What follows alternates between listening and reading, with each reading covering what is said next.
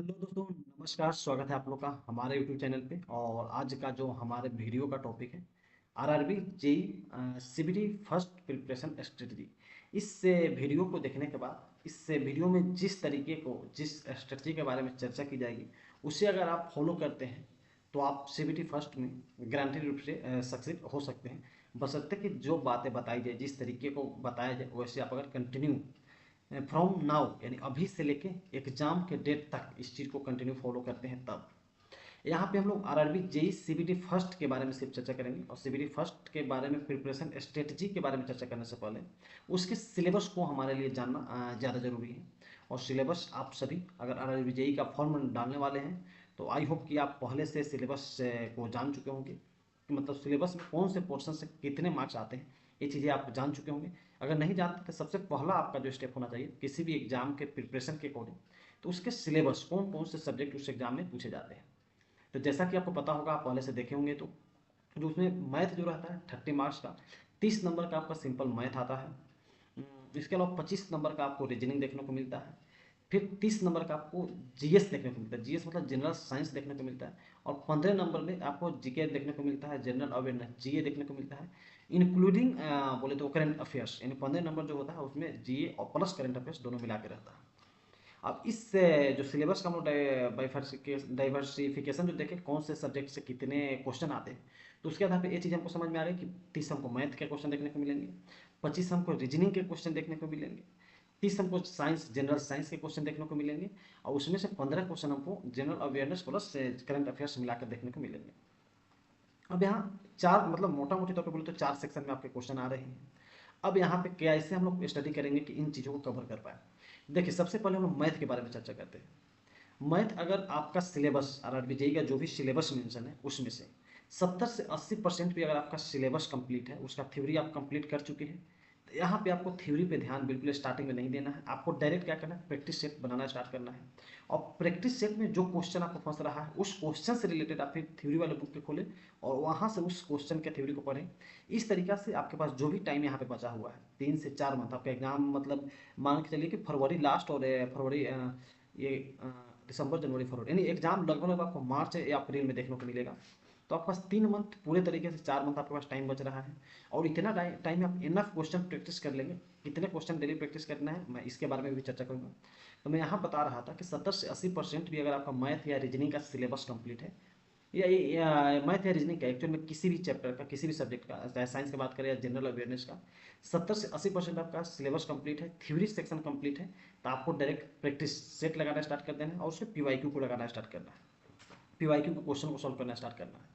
लेकिन जिनका बिल्कुल स्टार्टिंग फेज है, जो इनको बिल्कुल भी थ्योरी कंप्लीट नहीं है, तो उनको तो सबसे पहला स्टेप उनके लिए यही रहेगा कि आपको एक बार मैथ का अच्छे से, रीजनिंग का अच्छे से, जनरल साइंस का और जनरल अवेयरनेस का एक बार सिलेबस को ढंग से कंप्लीट करना है, जिसमें 1 से 2 मंथ आप आराम से समय दे सकते हैं।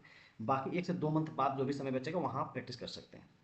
तो जिनका सिलेबस कंप्लीट है उनके लिए मैं अलग से बता रहा हूँ, जिनका सिलेबस कंप्लीट नहीं उनके लिए अलग से। तो जिनका सिलेबस कंप्लीट है मैंने बता दिया कि उनको डे वन से यानी फ्रॉम नाउ अभी से ही क्या करना है, डेली एक सेट प्रैक्टिस, एक फुल लेंथ प्रैक्टिस सेट लगाना है। वहाँ से जो भी सब्जेक्ट का जो सेक्शन जो क्वेश्चन आपका प्रॉब्लम कर रहा है, जो सॉल्व नहीं हो रहा है, उससे रिलेटेड थ्योरी वाले क्वेश्चन को खोलिए, उस चैप्टर को खोलिए, वहाँ से उसके थ्योरी को कंप्लीट कीजिए। प्रैक्टिस सेट कहाँ से लगा सकते हैं, इसके लिए आपके पास दो ऑप्शन बचता है। एक तो आप फुल लेंथ टेस्ट लगाना चाहे तो टेक्स्ट बुक से लगा सकते हैं। दूसरा आप चाहे तो यूथ पब्लिकेशन का एक एक्सप्रेस लाइन करके 4 वॉल्यूम में 4 बुक आया है, जिसमें से एक आपका मैथ का है, दूसरा रीजनिंग का, साइंस का और जीके जीएस का। वहाँ से भी आप चाहे तो फॉलो कर सकते हैं प्रैक्टिस करने के लिए। इस तरीके से आप करते हैं तो आप जितना समय बचा है डेली एक फुल लेंथ अगर टेस्ट लगाते हैं तो 4 मंथ में आप समझ सकते हैं लगभग 120 फुल लेंथ टेस्ट लगा सकते हैं। 120 फुल लेंथ टेस्ट में आपका मैथ 30 में से 30 नंबर लाने के लायक आप हो जाएंगे अगर इसको ऑनेस्टी से करते हैं। रीजनिंग 25 में से 25 लाने के लायक हो जाएंगे। साइंस 30 में से मैं नहीं कहूँगा कि आप 30 ला लेंगे, लेकिन 30 में से 25 प्लस साइंस में भी आप नंबर स्कोर करने के लायक हो जाएंगे। और general awareness plus current affairs की बात करता हूँ मैं, तो अभी से अगर कंटिन्यू करते हैं तो 15 में से आप 7-8 नंबर भी आप ला पा रहे हैं, तो आप आराम से 80 plus out of 100 80 plus number target कर लेंगे और वहाँ से आपका रिजल्ट ग्रांटेड रूप से बन जाएगा। लेकिन जितनी आसानी से हम लोग सोच रहे हैं उतना ही आसानी से नंबर भी आ सकते हैं। दिक्कत नंबर आसानी से आना नहीं है, दिक्कत यह है कि जो चीज़ें आसानी से लग रहा है कि मैं एक प्रैक्टिस सेट डेली बना लूँगा, वो चीज़ें कंटिन्यूटी मेंटेन करना आपके लिए मुश्किल होगा। उस चीज़ को अगर सिर्फ मेंटेन भी कर लेते हैं, आप कितना नॉलेज है आपके पास, कितना नॉलेज नहीं है, इन तमाम बातों को आप दरकिनार करते हुए आप सिर्फ एक प्रैक्टिस सेट को कंटिन्यूटी से सॉल्व कर लेते हैं, उसमें जो क्वेश्चन फंसता है उस क्वेश्चन के सोल्यूशन को देख लेते हैं। इस चीज़ को भी अगर आप 4 मंथ कंटिन्यू फॉलो कर लेते हैं तो गारंटेड रूप से आपका सीबीटी फर्स्ट में रिजल्ट आ जाएगा। अब दूसरा बात है कि जिनका स्टार्टिंग फेज है, जो बिल्कुल स्टार्टिंग फेज में फर्स्ट टाइम देने जा रहे हैं एग्जाम को, और जिनका सिलेबस कंप्लीट नहीं है, उनको क्या करना चाहिए? उनके लिए यहाँ पे मेरे पास जो ऑप्शन है, वो जो उनके पास एक्चुअल में ऑप्शन है, वो क्या कर सकते हैं?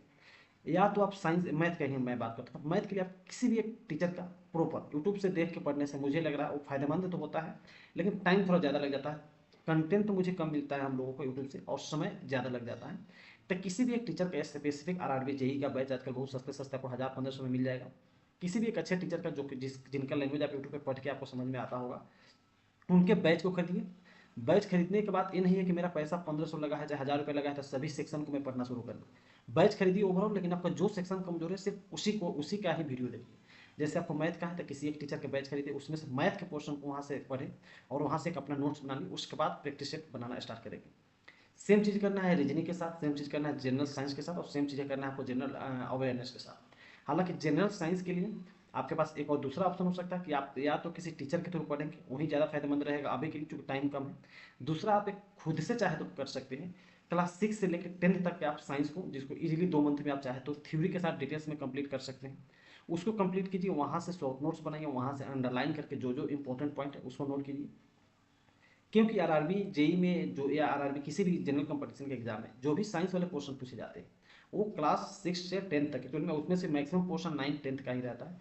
तो यहाँ से थ्योरी अगर कंप्लीट कर लिए रहते हैं तो कुछ चीज़ें जो मेमोरी बेस्ड होते हैं, रखने वाली चीज़ें होते हैं, वो आप डायरेक्ट पीवाईक्यू के क्वेश्चन को सॉल्व करके भी वहाँ से चीज़ें कवर कर सकते हैं।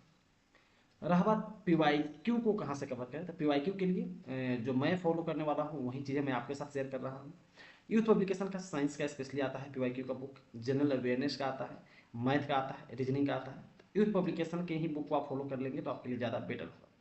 लेकिन ये जो भी चीज़ें मैंने आपको बताई, ये मैंने अपने अनुभव के आधार पर बताई, मैंने अपने दोस्तों से चर्चा करके जो मुझे लगा आपके लिए सटीक होगा वो बातें बताई।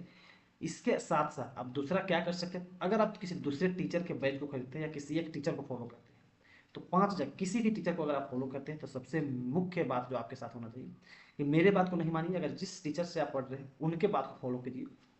क्योंकि कोई भी टीचर जब पढ़ाना स्टार्ट करता है तो उनके पास इनफ नॉलेज होता है, या प्लस में बहुत बार होता है कि हम लोग क्या बोलते हैं, कछुआ और खरगोश वाला हम लोग कहानी बचपन में पढ़े तो वही वाला हाल हो जाता है। किसी एक टीचर की बात को आप फॉलो करके कंटिन्यू 4 मंथ करते हैं तो आप सक्सेस के चांसेस आपके पास ज़्यादा रहेगा एज कम्पेयर टू आपके पास दिमाग ज़्यादा है, आप पढ़ने में इंटेलिजेंट भी है, लेकिन 3-4 टीचर के बाद आप सुनने लगे तो यहाँ से माइंड डाइवर्ट हो जाते हैं, चीज़ें हमारे दिमाग में कम जाती हैं और यहाँ पे समय की बर्बादी होती है। तो किसी एक टीचर को फॉलो कीजिए, या फिर मैंने जो बताया उस चीज़ को अगर आप कर पा रहे हैं तो उस चीज़ को फॉलो कीजिए। और 4 मंथ 120 दिन में, 119 दिन भी नहीं, 120 में 120 दिन इस चीज़ को अगर आप कंटिन्यू फॉलो करते हैं तो दुनिया का कोई ऐसा ताकत नहीं है जो आपको इस एग्जाम को क्वालिफाई करने से रोक दे। तो इस वीडियो के साथ इतना ही। बाकी आप मेरे साथ मैंने क्या पढ़ा, डेली मैं क्या पढ़ रहा हूँ, इसके रिगार्डिंग मैंने एक्चुअल में आज से ही शुरू किया है, लेकिन आज थोड़ा सा टाइमिंग अरेंजमेंट करने में और रूटीन बनाने में समय चला गया। तो कल से मैं क्या चीज़ें डेली पढ़ रहा हूँ वो बातें आप लोगों के साथ चर्चा करूँगा, और आप लोग भी चाहते हैं इस तरीके से मेरे साथ जुड़ के पढ़ना तो आप इस चैनल को सब्सक्राइब करके रख सकते हैं। और इसी के साथ इस वीडियो को हम यहीं पर समाप्त करेंगे। बाकी नेक्स्ट डे हम लोग मिलते हैं, मतलब स्टडी टाइम टेबल के साथ में कि मैंने आज क्या पढ़ा, 8 घंटे नौकरी करने के साथ साथ मैं क्या क्या पढ़ पा रहा हूँ और कितने घंटे पढ़ पा रहा हूँ। इस चीज़ से आप अपने आप का भी तुलना कीजिएगा कि आप अभी जॉब में नहीं है तो फिर आपको कितने घंटे मेहनत करने की ज़रूरत है। जब एक बंदा जॉब में रहते हुए इतना घंटा पढ़ पा रहा है तो आप जॉब में नहीं है, तो इसका मतलब 8 घंटा आपका तो आपको सीधे सीधे बच जा रहा है। तो आपको कितने घंटे पढ़ने की ज़रूरत है और कंपटीशन कितना ज़्यादा होगा। जब एक जॉब वाला बंदा इतना समय पढ़ रहा है तो आपको कितना ज़्यादा पढ़ने की ज़रूरत होगी। इन तमाम चीज़ों को आप कंपेरिजन करके आपके अंदर मोटिवेशन जगा सकते हैं। और इस तरीके से अगर आप मेरे साथ चलते हैं तो मिलकर हम दोनों या हम सब मिलकर एक्चुअली में क्या करेंगे, आरआरबी के जेई के रिजल्ट तक पहुंचेंगे। और इसी के साथ इस वीडियो को हम लोग यहीं पे समाप्त करेंगे। सीबीटी 2 के लिए हम अलग से एक स्ट्रेटेजी वीडियो लाएंगे, वहाँ पे ये वीडियो कैसा लगा आप कमेंट करके बताइए, और अच्छा लगे तो लाइक कीजिए, अच्छा नहीं लगे तो डिसलाइक कीजिए। और ठीक है, इसी के साथ इस वीडियो में इतना है।